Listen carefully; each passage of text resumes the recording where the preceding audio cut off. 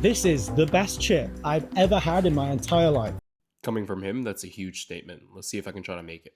So the potatoes we're going to use, as always, are Greer. They're perfect for this job.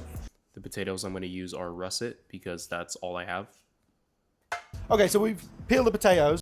Trying my best to peel all the potatoes. And if you're cutting the potatoes by hand...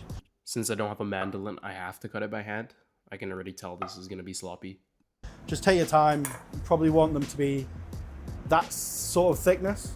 So almost you can see your finger through them. I can kind of see my finger through them. Not bad, not bad. So we've got our sliced potatoes here. Some grease-proof. This will stop it sticking when it comes to taking it out. Laying down parchment paper to stop it from sticking. I'm sure it's not going to be a problem later on.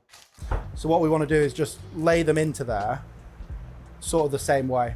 And that's just going to give it a little bit more structural integrity. I like the way that he says structural integrity. Now we've laid all of our potatoes out nicely, we're just going to go in there with a little pinch of salt. Little pinch of salt. And I've just got my corn flour in a sieve, so it's really easy to just dust on layer by layer.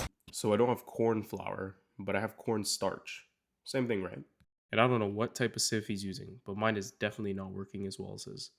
But anyways, I'm just going to try to repeat this process a couple of times. And you know, since we're in 2026, don't worry, I got a little something so you don't get bored.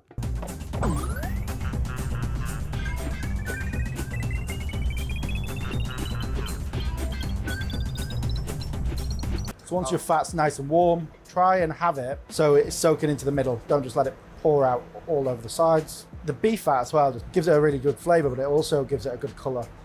I don't have beef tallow, so I'm going to use butter from a cow.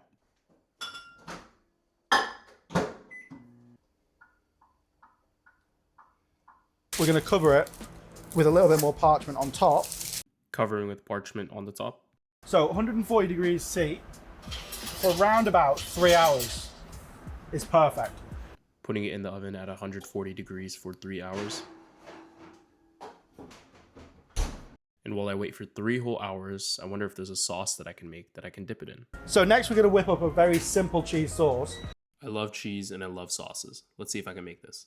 So 2 full eggs and 6 egg yolks go in. How much egg you fry? 6. 6 bomber ass clot, pussy bomber blood clot egg. 6 blood clot egg.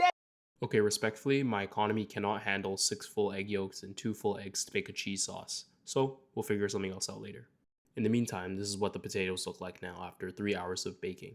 So it's been in for 3 hours. What we want to do is just check the potatoes are cooked. Put your knife directly through the paper and you should feel absolutely no resistance.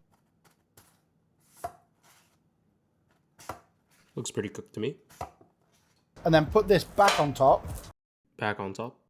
And then put some sort of weight on it. In the restaurant we use one of these big bad boys. At home I use whatever I got. So in this case, whetstone and creatine. Now whack this in the fridge to chill out for around about 5 to 6 hours. Alright, let's leave this in the fridge for a while. 1 eternity later. Alright, so it's been about 24 hours now since I put it in the fridge. Let's see if we can get this thing open. You know what? Let's not judge the way it looks. Let's just get this thing open. Surely it's not going to give me any problems, right? Oh my god. Shit. We're looking for this really perfect, chunky.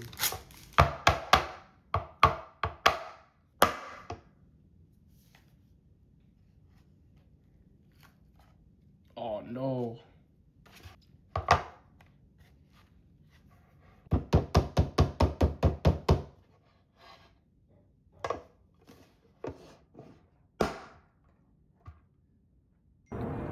Mission complete. So you're looking for this really perfect, chunky chip shape. At this point, it doesn't even have to be perfect. I just want it to look remotely, you know, like a fry. But honestly, I'm happy they even came out of the tray. We're going to fry the potatoes at around about 180. My oil is at 306. Should be fine, right? When you're putting them into the oil, they will get stuck on the bottom a little bit. So just lower them in and then give them a little move. I'm a new man now. I'm using something other than chopsticks to cook. Don't worry about my other hand. So let's lay these in. Hopefully they don't stick to the bottom. Yeah, I can't do it. Oh shit! Okay, these have been frying for around about 5 minutes. Look at those bad boys. Oh yeah, look at these bad boys. Chip perfection. This is a chip disaster. This is unbelievable. Oh my gosh. I mean, But what I can't make up in looks, hopefully I can make up in flavor. So let's pour some Parmesan since I don't have any cheese sauce. And why not throw some truffle oil in there while I'm at it? Despite my shortcomings, let's test this out and see if it's the best chip I've ever had. You know what? It's not nice, but it does look pretty good. What a treat! Okay, so the inside is super creamy. Has a lot of the flavor from the butter that we poured in earlier before we baked it. And though I know I could have fried it a little bit better, each individual layer has its own crispiness that's honestly so much cooler than just eating a regular French fry. And despite them looking like wood chips, I'm pretty happy with the way they turned out. Thanks Fallow for the recipe. And thank you to my 5 viewers for watching. Have a good day, guys.